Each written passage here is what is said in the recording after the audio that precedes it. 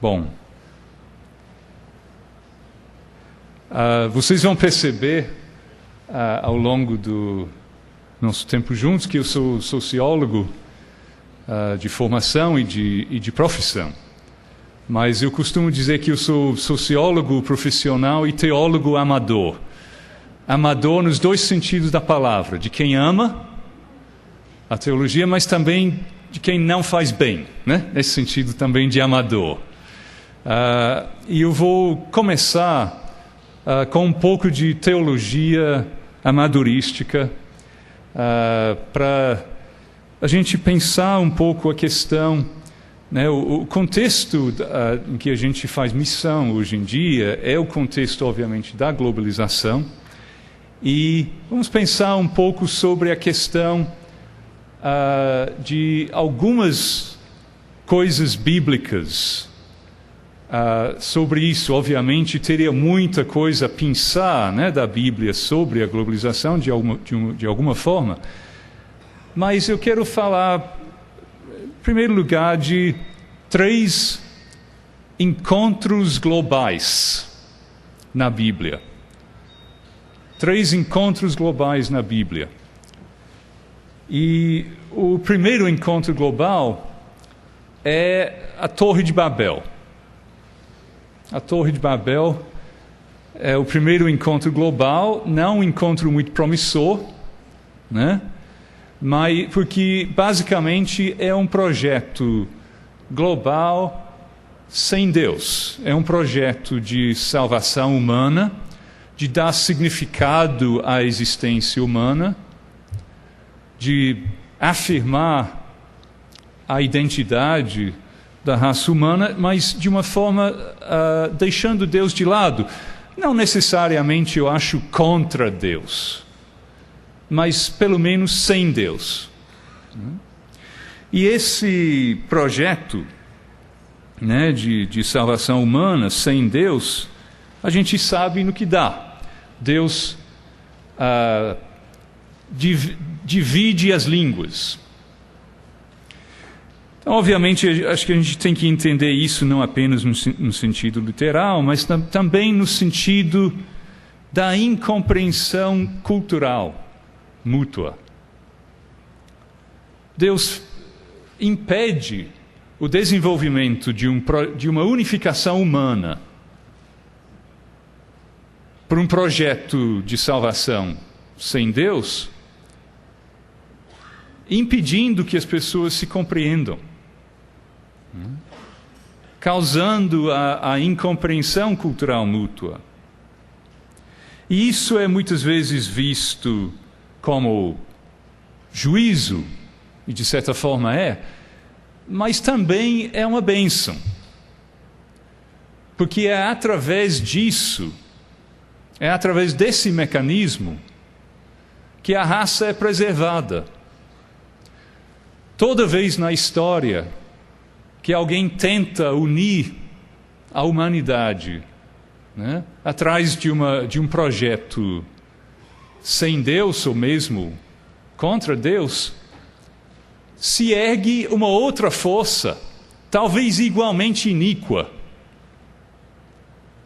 Mas essa outra força impede que a primeira força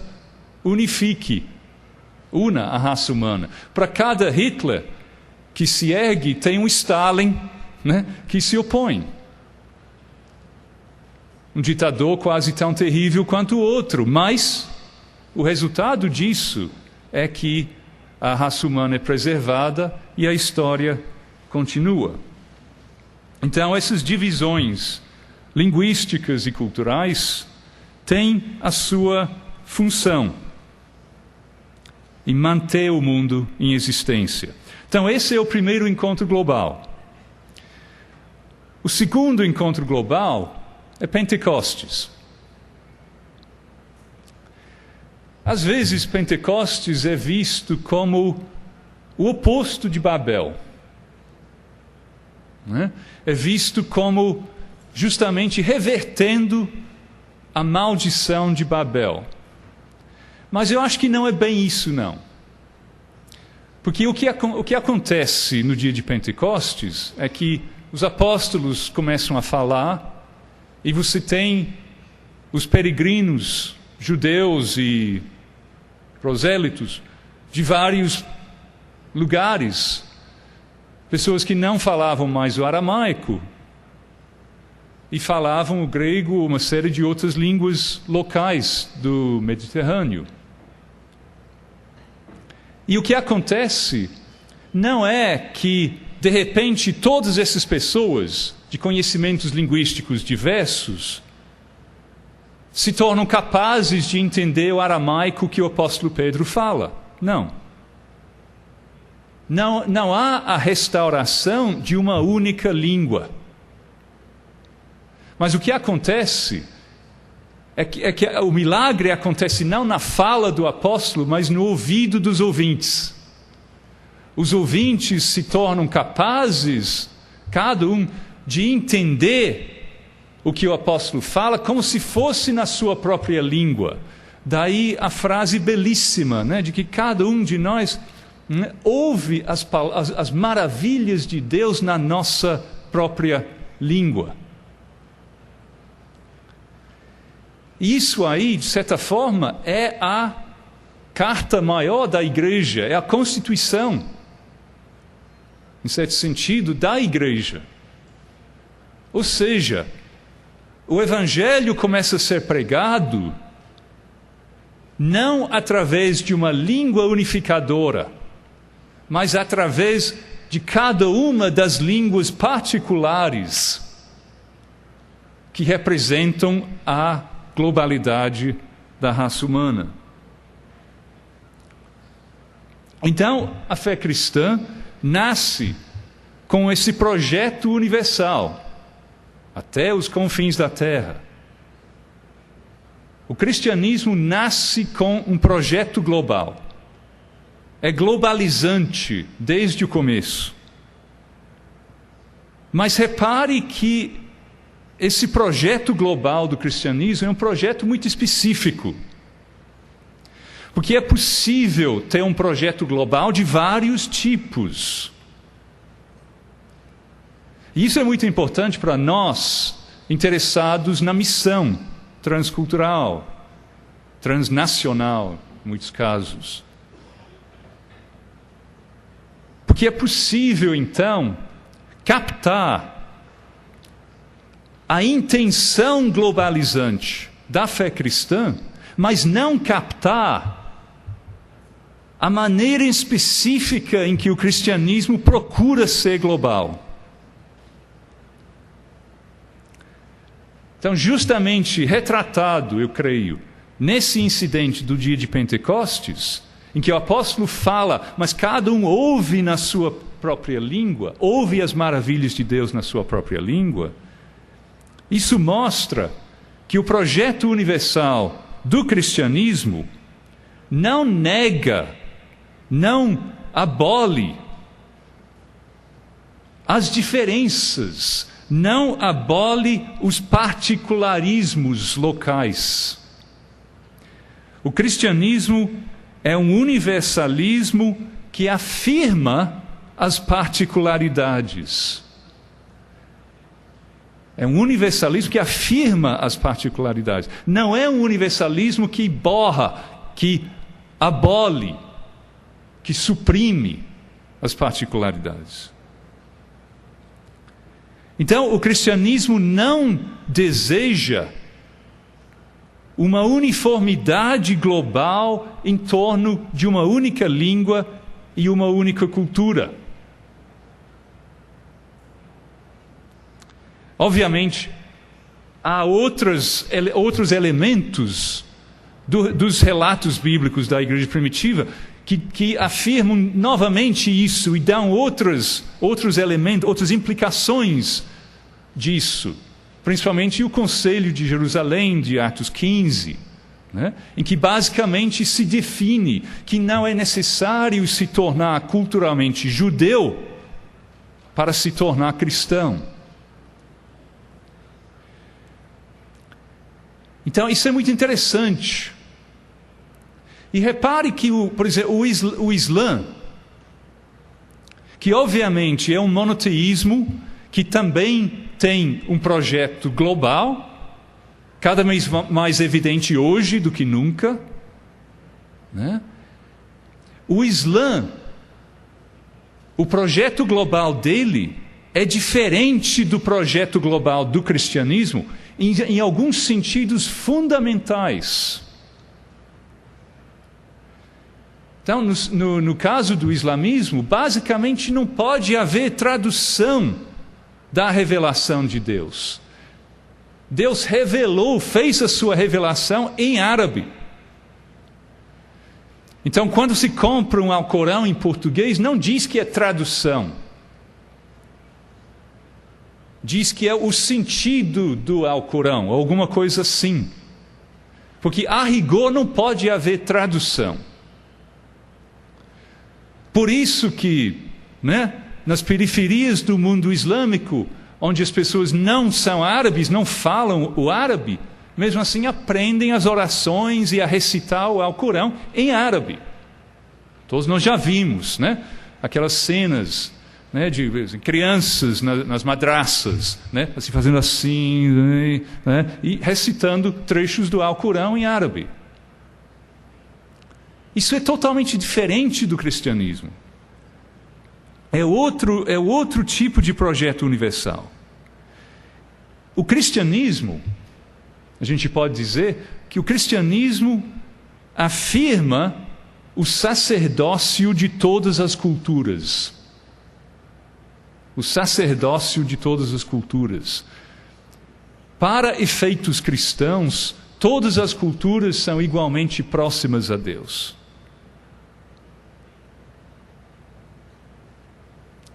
Aí, qual é a terceira reunião global na Bíblia?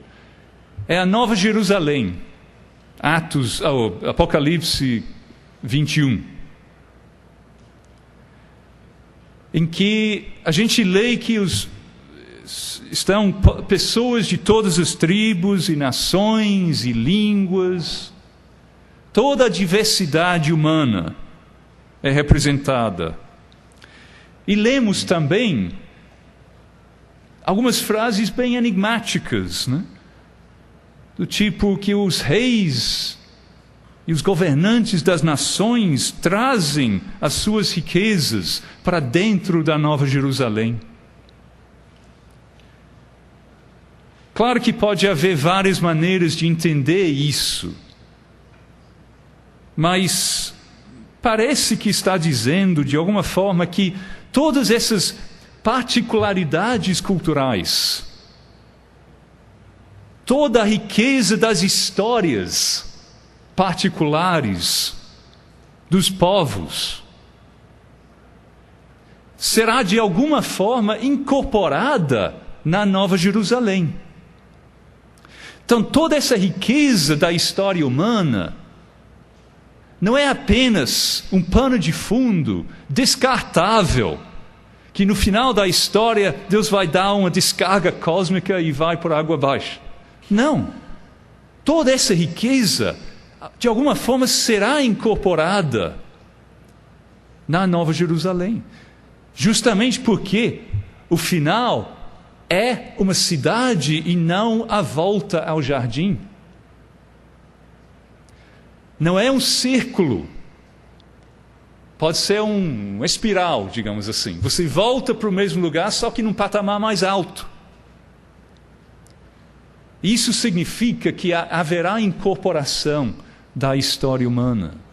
Como? Não sabemos. Não dá para a gente entender agora. Mas, novamente, nós vemos aqui um universalismo que é muito diferente de outros projetos universais na história do islamismo e de projetos universais mais recentes, não religiosos. Agora, é claro que a gente tem que reconhecer que ao longo da história cristã, muitas e muitas vezes, talvez mais vezes não do que sim, muitas vezes os cristãos não entenderam esse projeto. Entenderam o impulso globalizante, mas não entenderam o como. Entenderam o universalismo, mas não entenderam a afirmação do particular.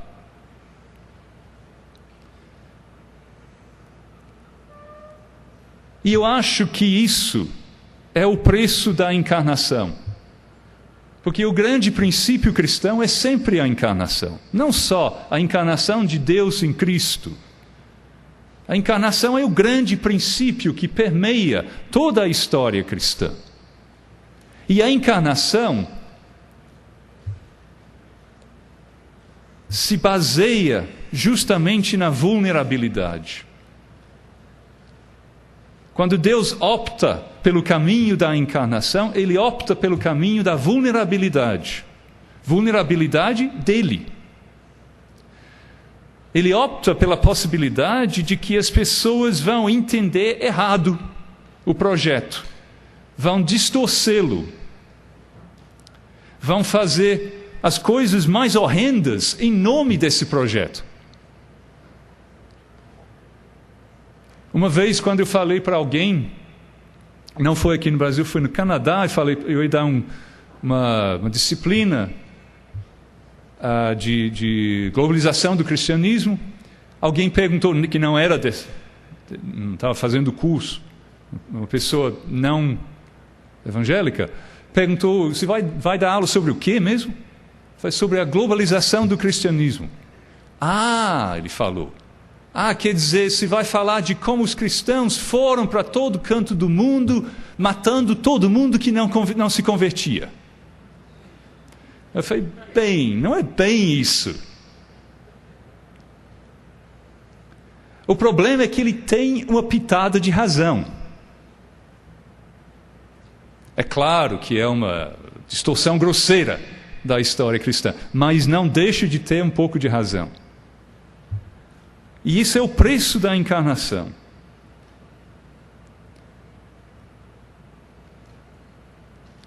Outro texto do Novo Testamento, Efésios. Efésios 2, primeiro. Efésios 2, 12 a 18, e depois 4, 15 a 16. Em Efésios, alguma coisa nova está acontecendo. Os grupos originais de cristãos eram monoculturais, eram judeus. Mas com o passar do tempo, até os anos 50, 60, já existiam comunidades cristãs mistas, reunindo judeus e gentios. E aí você começou a ter uma superação das divisões tradicionais.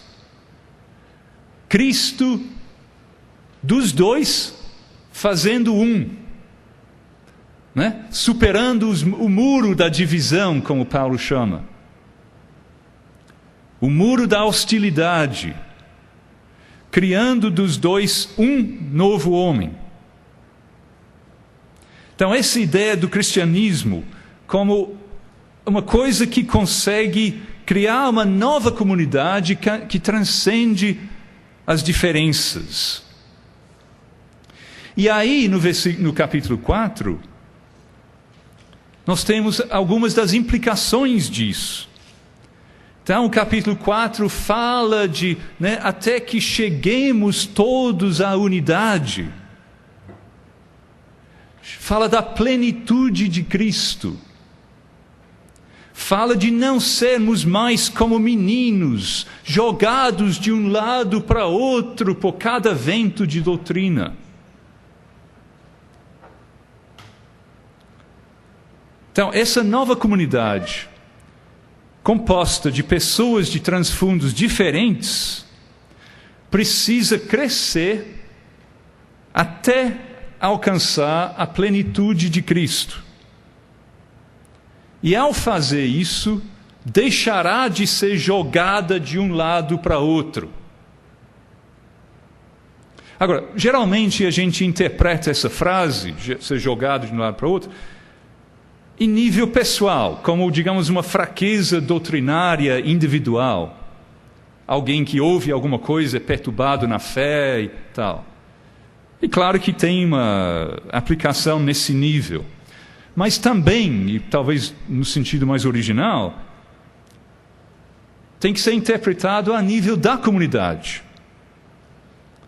Ou seja, o cristianismo nos apresenta com a ideia de um corpo universal, uma comunidade universal, em que só chegamos à plenitude, só chegamos à maturidade aprendendo uns com os outros. O único caminho para chegar à maturidade da fé, para chegar à plenitude de Cristo, é de sermos uma igreja global, onde todos nós aprendamos com os do outro lado. Senão, não há como chegar. Se eu estou aqui, se nós estamos aqui nos isolando, e os outros do outro lado do mundo se isolando, nem eles nem a gente chegaremos à maturidade.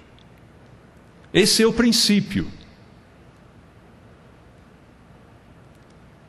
E não só não chegamos à maturidade, mas seremos crianças jogadas constantemente de um lado para outro por cada doutrina. Que paciência!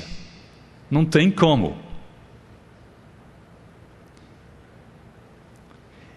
E é só ver como algumas coisas que são aceitas implicitamente pela igreja do país A são consideradas ridículas pela igreja do país B. E o país B fica pensando, como é que eles conseguem acreditar uma coisa tão estúpida? Só que funciona no sentido inverso também. Um autor que eu recomendo muito, um historiador das missões cristãs, um escocês chamado Andrew Walls, Paredes, né? Walls. Ele diz assim, que é uma frase bastante usada. Ele diz que Cristo cresce. Ele diz que cada vez que uma nova cultura abraça o Evangelho, que uma nova cultura começa a interagir profundamente com o Evangelho, trazendo as suas próprias indagações, buscando as suas próprias respostas, vendo o Evangelho através dos seus próprios olhos, cada vez que isso acontece, é como se Cristo crescesse um pouco mais. Novos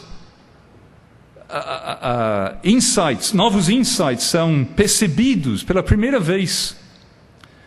Isso me faz lembrar de uma frase que eu não sei quem foi que falou, eu já vi atribuída a várias pessoas.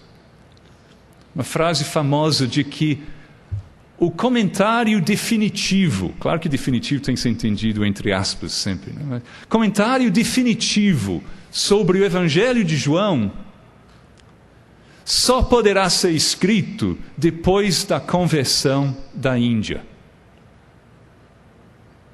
Claro que existem alguns cristãos na Índia, mas se um dia, né, houver um crescimento assim do Evangelho na Índia, em que realmente um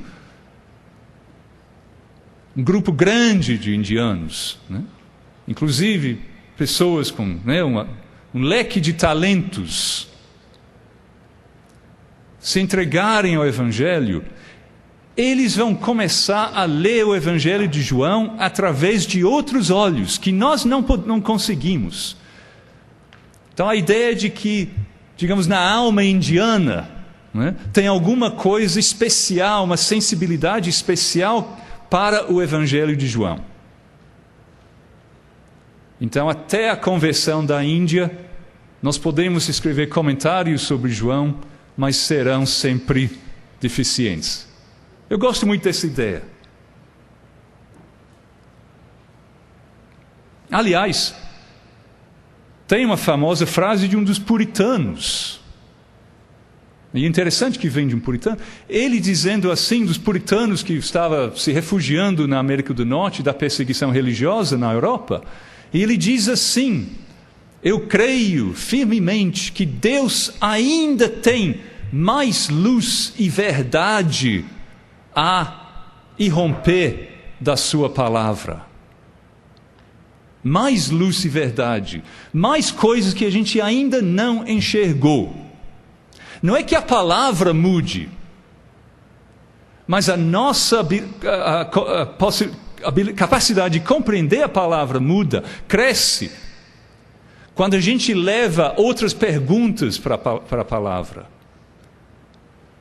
E nesse sentido, nova luz irrompe. Bom, meu último texto bíblico, porque eu já estou me estendendo demais como teólogo amador. João capítulo 21, 1 a 11. Vocês conhecem o texto. É o texto dos discípulos pescando depois da ressurreição, ainda meio incertos. E eles passam a noite inteira pescando e não pescam nada. E depois Cristo aparece na praia e diz: joga a rede do outro lado. E eles jogam, meio a contragosto, mas jogam. E aí, de repente, a pesca é enorme. E o texto até diz explicitamente o número de peixes, 153 peixes. Há várias interpretações desse número. Claro que números dão sempre o que falar, né? Números bíblicos. Mas uma das interpretações, que me parece mais fundamentada, é de que esse número representa a universalidade. É a universalidade da pesca dos apóstolos. Então, é uma intimação do projeto universal, do sucesso do projeto universal do Evangelho.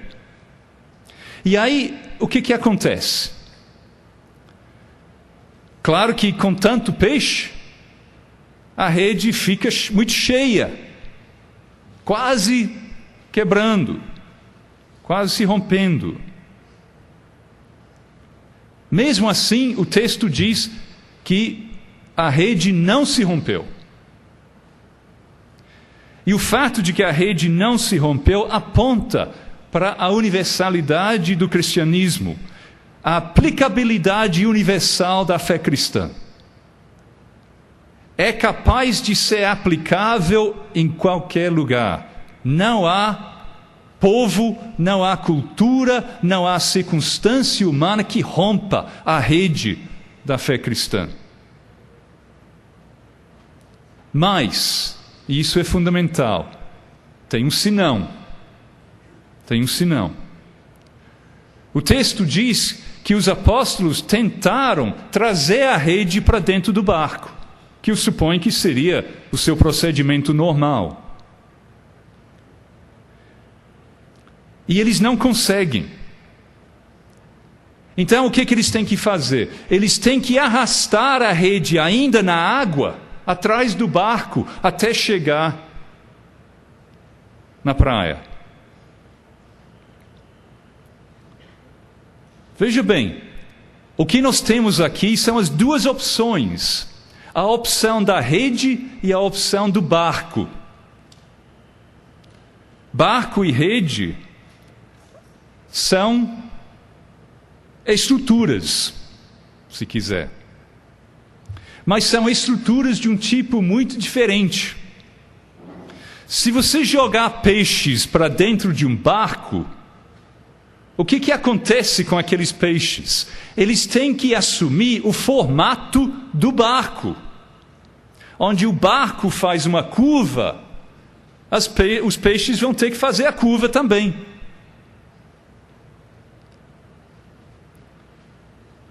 Se você deixar os peixes dentro da rede, o que acontece? Os peixes não tem que assumir o formato da rede. É a rede que assume o formato dos peixes. Nenhuma estrutura única e rígida é capaz de comportar todos os peixes que o Evangelho acaba pescando. Então, nós vemos aqui uma intimação do cristianismo global e a sua relação com as estruturas. Se a gente tentar jogar todo o cristianismo global dentro de um barco, não vai funcionar. Não chegaremos até a margem. Só chegaremos se deixarmos que os peixes continuem na rede. E isso foi verdade para os apóstolos, quanto mais para nós.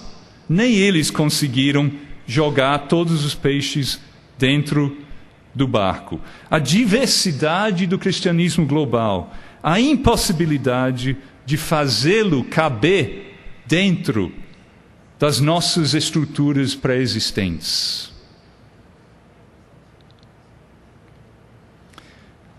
Eu vou deixar aqui a exegese bíblica antes de incorrer em mais erros graves do que já incorri. Mas eu quero só fazer referência a um texto da igreja primitiva. É um texto chamado a Epístola a Diogneto. É uma carta anônima, ou do século II ou do século III, não se tem muita certeza. E esse texto tem um capítulo 5, que se chama Os Modos, o estilo de vida dos cristãos. O estilo de vida dos cristãos. É muito interessante. Só algumas frases. O autor diz: os cristãos se distinguem de outros homens, não pelo seu país, nem pela sua língua, nem pelos costumes que observam. Interessante, nem pelos costumes que observam. Mas, habitando tanto em cidades gregas como em cidades bárbaras, e seguindo os costumes dos nativos, com respeito à roupa, comida e o resto dos assuntos cotidianos, eles nos demonstram o seu estilo de vida maravilhoso. Eles habitam nos seus próprios países, mas como peregrinos. Eles habitam nos seus próprios países, mas como estrangeiros, como peregrinos. Como cidadãos, eles compartilham todas as coisas com os outros. E, no entanto, eles aguentam, eles suportam todas as coisas como se fossem estrangeiros. E aí vem uma frase belíssima, que eu acho que sintetiza essa ideia. Para eles, toda terra estrangeira é como se fosse a sua própria pátria. Toda terra estrangeira é como se fosse a sua própria pátria. E a sua própria pátria como se fosse uma terra estrangeira. Eu acho fantástica essa frase, né? Às vezes a gente ouve pregadores cristãos dizendo: bem, todo cristão tem duas pátrias. Tem a pátria terrestre, né? Seja o Brasil, seja outra, tal, e tem a sua pátria celestial. Não é isso? Já ouviu isso? Tá bom, até certo ponto está certo. Mas não está faltando alguma coisa aí? Não está faltando um terceiro elemento? Que seria justamente essa ideia de Diogneto.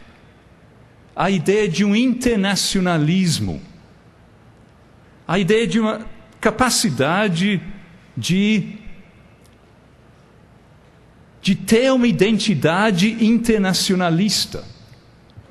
Então, nesse sentido, os cristãos são os globalistas originais. Cada país estrangeiro é como se fosse a sua pátria. Impressionante isso. Essa ideia relativiza a condição de estrangeiro, a condição de estranhamento.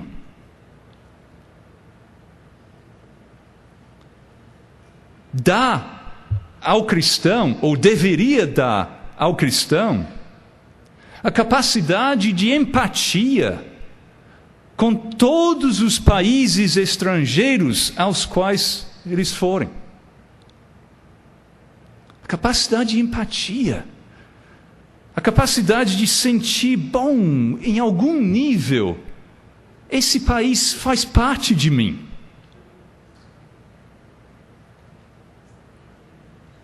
E também, por outro lado, porque isso é o outro lado da moeda, relativiza a sua relação com a sua própria pátria. Cada pátria é como se fosse um país estrangeiro. Nada de nacionalismo idólatra. Nada de noções de superioridade.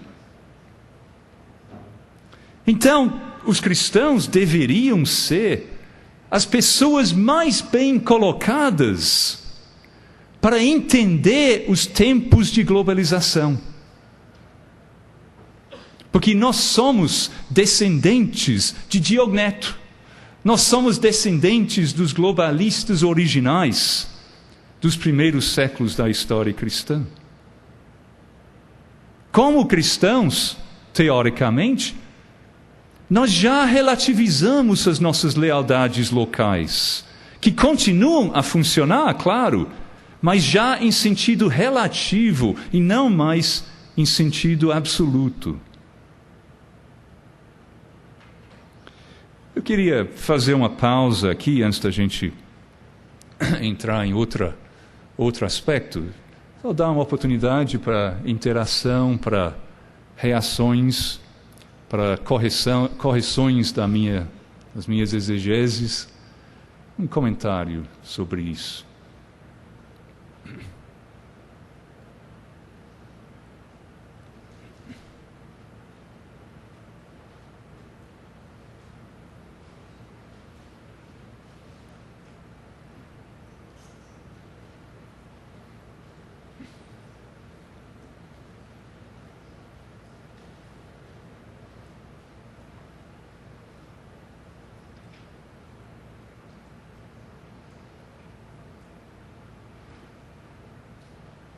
Como pessoas envolvidas em missões, vocês conhecem tudo isso, já ouviram muitas vezes, né?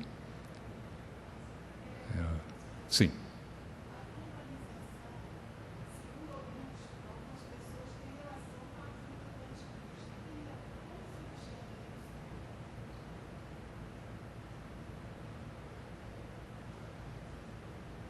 A pergunta é que, segundo algumas pessoas, a globalização teria a ver com a vinda do anticristo. Por quê? Qual seria o vínculo aí?